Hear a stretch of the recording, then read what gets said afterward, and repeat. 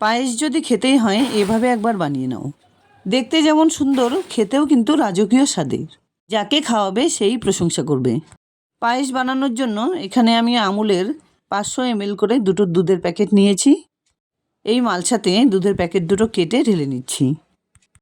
গরু বা মোষের দুধেই পায়েস কিন্তু সবথেকে বেশি ভালো হয়। সব সময় তো সেটা পাওয়া সম্ভব নয়, তাই প্যাকেট দুধ দিয়েই কাজ চালাতে হয়। যদি আমুলের ক্রিম দুধ থাকে তাহলে তো আরও ভালো। এখানে আমি আমুলের স্লিম অ্যান্ড ক্রিম যে প্যাকেটটা পাওয়া যায় সেটাই নিয়েছি। তোমাদের কাছে যে কোয়ালিটির দুধ থাকবে সেটাই নিতে পারবে। এবার গ্যাস অন করে এই মালসাটা গ্যাসের উপরে বসিয়ে দিলাম। এখানে একটা বাটিতে দেখো কিছু গোবিন্দভোগ চাল নিয়েছি। এর থেকে 2 মুঠো চাল অন্য একটা বাটিতে তুলে নিলাম। এবার চালগুলোকে বেশ ভালোভাবে 2-3 বার পরিষ্কার জলে ধুয়ে নিচ্ছি।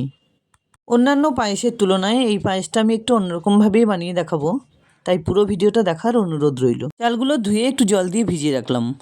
অন্যদিকে একটা প্লেটে নিয়ে নিচ্ছি 1 মুঠো কাজু বাদাম, 1 মুঠো কিশমিশ, আর সঙ্গে নেব 1 মুঠো পেস্তা বাদাম।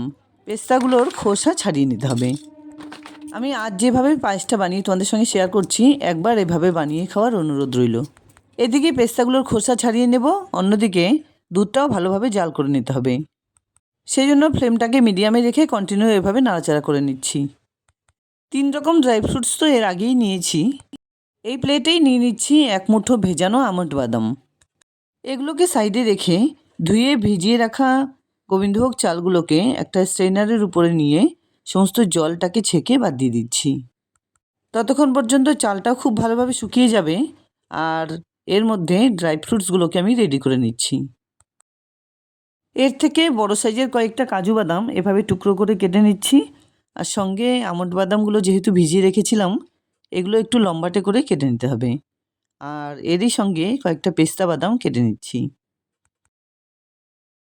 সত্যি বলছি, পায়েস যদি খেতেই হয় এভাবে একবার ট্রাই করে দেখো। শীতকাল ছাড়া তো সেরকমভাবে নলেন গুড় বা খেজুর গুড় পাওয়া যায় না। আমার এই রেসিপিটি ফলো করে যদি একবার বানাও, সেই গুড়ের টেস্টও পাবে, তাছাড়া কালারও খুব সুন্দর হবে। দুধটাকে কন্টিনিউ জাল করতে করতে গ্যাস অন করে অন্য একটা কড়াইতে 1 টেবিল চামচ ঘি গরম করে দিয়ে দিলাম 3-4টে থেতো করে নেওয়া এলাচ।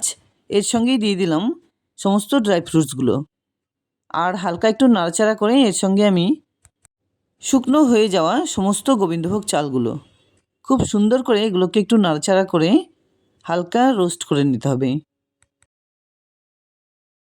এবার আমি সমস্ত ড্রাই ফ্রুটস সহ চালগুলোকে দুধের সঙ্গে মিশিয়ে দিলাম। যত রকম সুগন্ধি চাল আছে, আমার কিন্তু গোবিন্দভোগ চালের পায়েসই বেশি ভালো লাগে। চাল আর ড্রাই ফ্রুটসগুলো খুব সুন্দর করে দুধের সঙ্গে মিশিয়ে দেওয়ার পর ওই কড়াইতে দিয়ে দিচ্ছি 1 কাপ পরিমাণ চিনি। এটাই হচ্ছে এই পায়েস বানানোর আসল কেমিস্ট্রি। চিনির সঙ্গে 2 টেবিল চামচ জল মিশিয়ে ফ্লেমটাকে লোতে রেখে এটাকে সুন্দরভাবে ক্যারামেল বানিয়ে নিতে হবে। কোনো মতেই কিন্তু ফ্লেমটাকে বাড়ানো যাবে না। খুব ধৈর্য ধরে এই চিনিটাকে গলে আসা পর্যন্ত অপেক্ষা করতে হবে।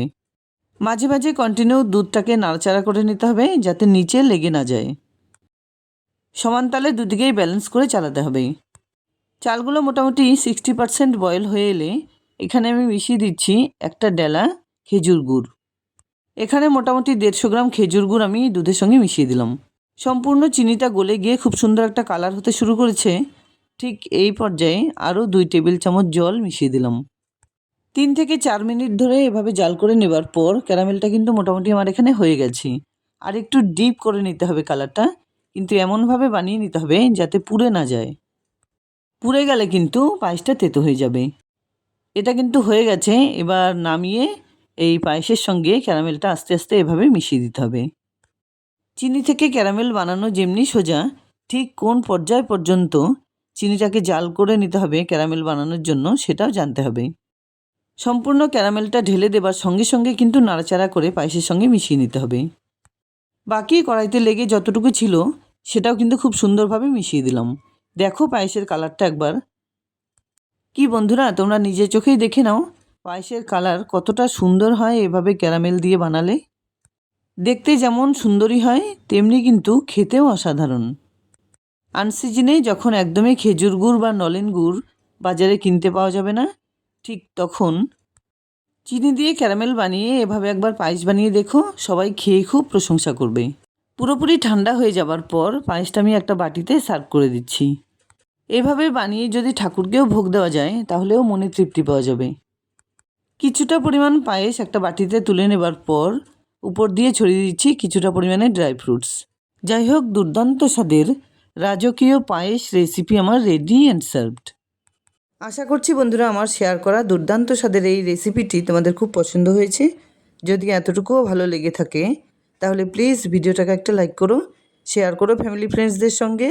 আর আমার চ্যানেলে নতুন বন্ধু হয়ে থাকলে প্লিজ চ্যানেলটাকে সাবস্ক্রাইব করে পাশে থাকা বেল আইকনটা অলে করে দিও, যাতে আমার আপলোড করা সমস্ত ভিডিওর নোটিফিকেশান সবার আগে তোমাদের কাছে পৌঁছে যায়। দেখা হচ্ছে নতুন কোনো রেসিপি নিয়ে। ভালো থেকো, ধন্যবাদ।